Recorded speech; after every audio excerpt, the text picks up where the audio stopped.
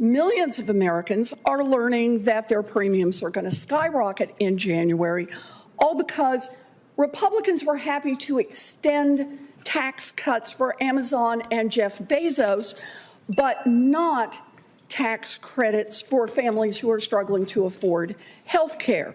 So Democrats are ready to help solve the health care crisis that Republicans have created.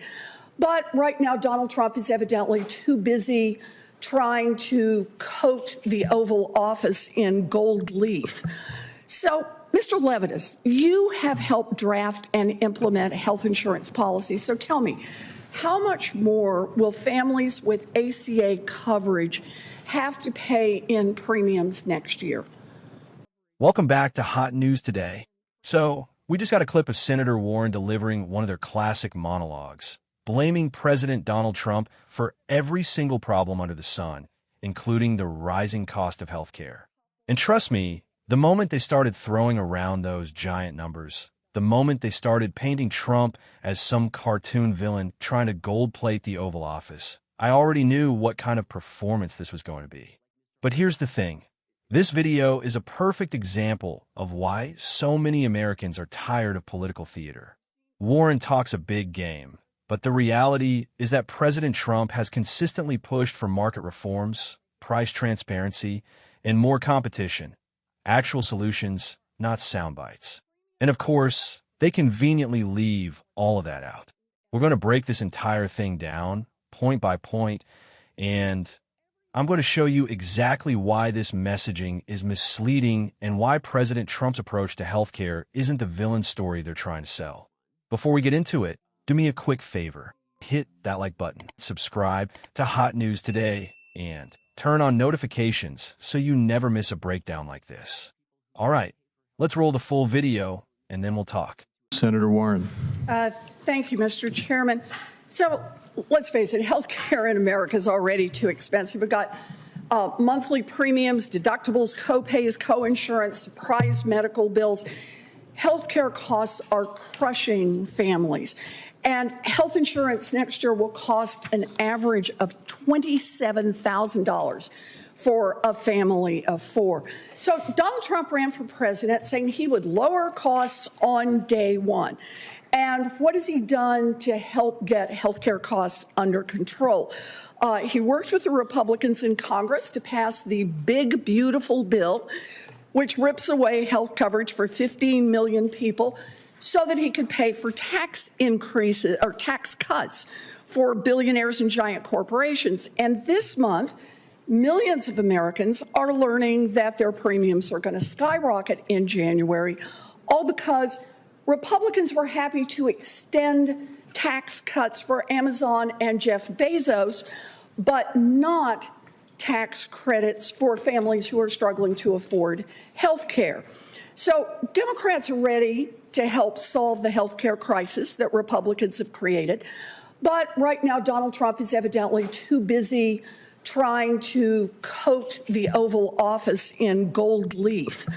So, Mr. Levitas, you have helped draft and implement health insurance policy. So tell me, how much more will families with ACA coverage have to pay in premiums next year, on average? Premiums on average will about double. So premiums are going to double. Can you put a dollar figure, say, for a 60-year-old couple making $85,000? I think that's been one of the ones we've talked about a lot. Yeah, I mean, on average, the premiums will increase by about $1,000. For people who are over that cliff, like Mr. Armitage, they will, in many cases, increase much more, many thousands of dollars. Okay, thousands of dollars. The number I've seen is $24,000 in additional costs for a 60-year-old couple making $85,000 a year. Is that about right? I would believe it. All right. So we've got premiums skyrocketing. Trump is focused on what's really important, and that is a new ballroom for the White House. Mr. Levitas, will everyone with ACA coverage pay higher premiums next year, or is it just a handful of people? It's everyone, because with the reductions to the premium tax credit coming in, some people no longer get it at all, like Mr. Armitage. For everyone else, it goes down. And then even for people who pay for health insurance on their own, it has led to a big spike in the gross premiums. Okay, and my understanding is it's not just people who have ACA coverage, that 154 million Americans with employer-sponsored insurance are going to face the biggest premium increases in 15 years. Does that sound right? Premiums on employer coverage do continue to grow, and they are too high. And there are some new factors in play this year, like in their insurance filings.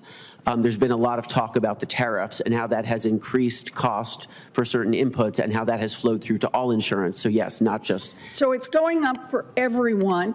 And Donald Trump says the affordability crisis is, quote, a complete con job. Look, these price hikes are obviously real. They're not just falling from the sky. It's a policy choice that the Republicans have made. So let me just ask one more question.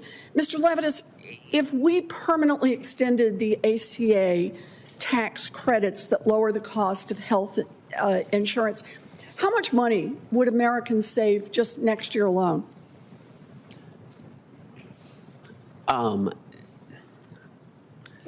So I believe it's approximately $25 or $30 billion. Jeez. But that's in premiums. You would need to think about also like people who now have health insurance who otherwise are going to have crushing costs. So it's I think it's even bigger than that. So it's even bigger than that. So it would cost us about $23 billion to be able to extend this help to American families. Donald Trump could round up $40 billion for Argentina, but he can't round up about half that much for American families who are struggling to pay for health care. Look, I think our health care system is broken. I think it's badly broken. And if the Republicans want to get serious about lowering costs and taking on corporate greed, count me in. But Republicans continuing to put forward the concepts of a plan just so that they can crush the ACA, which they've tried to do 70 times already, is not going to work. Some kind of savings account that maybe rolls in a year from now. Families are struggling right now, and they need help right now.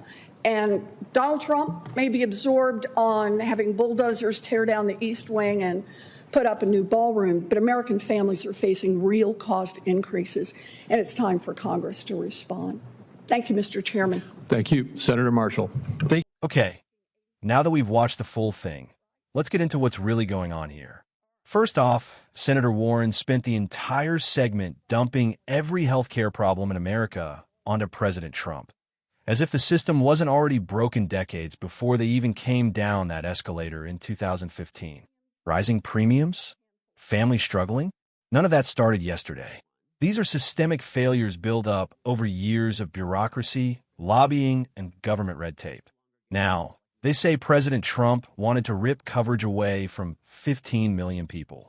But what they won't say is that the ACA has been collapsing under its own weight. Sky-high deductibles, limited provider options, massively inflated premiums. And Trump's focus was always on replacing the failing parts with something more sustainable. They won't talk about how Trump pushed for price transparency, giving Americans the power to actually compare medical costs for the first time in modern history. They won't mention the executive orders that opened up association health plans, short-term affordable policies, and VA healthcare reforms. Not a word. Instead, the strategy is simple. Back-end index pointing right, paint everything as Trump's fault. Back-end index pointing right, inflate numbers to sound catastrophic. Backhand index pointing right, ignore the parts where Trump's reforms would actually lower costs. Backhand index pointing right, and never acknowledge the failures baked into the ACA. They talk about ACA premiums doubling. Well, maybe, just maybe, that's because the system is built on subsidies, mandates, and limited competition. And when subsidies shift or expire, the costs reveal how inflated the underlying insurance actually is. That isn't a Trump problem. That's an ACA design problem. The witness in the hearing even admits tariffs and global supply chain costs are factoring into price hikes. But again, blame Trump, because that's easier than addressing what's structurally broken. Then there's the part where Warren complains Trump can find $40 billion for Argentina, but not help American families. This is political framing at its finest. Foreign aid decisions and domestic health care programs aren't pulled from the same bucket. Congress handles entirely different budgets and priorities. They know this. They just assume the audience doesn't. Here's the reality. President Trump was one of the only leaders willing to challenge the pharmaceutical giants, force hospitals into transparency, and demand accountability from insurance companies. They pushed for competition instead of government control. And competition is what truly lowers prices long term. They understood that throwing subsidies at a broken system doesn't fix it. It just hides the cracks. At the end of the day, what we saw here wasn't a serious policy conversation. It was a theatrical blame session. And it's exactly why millions of Americans tuned out from this kind of politics years ago.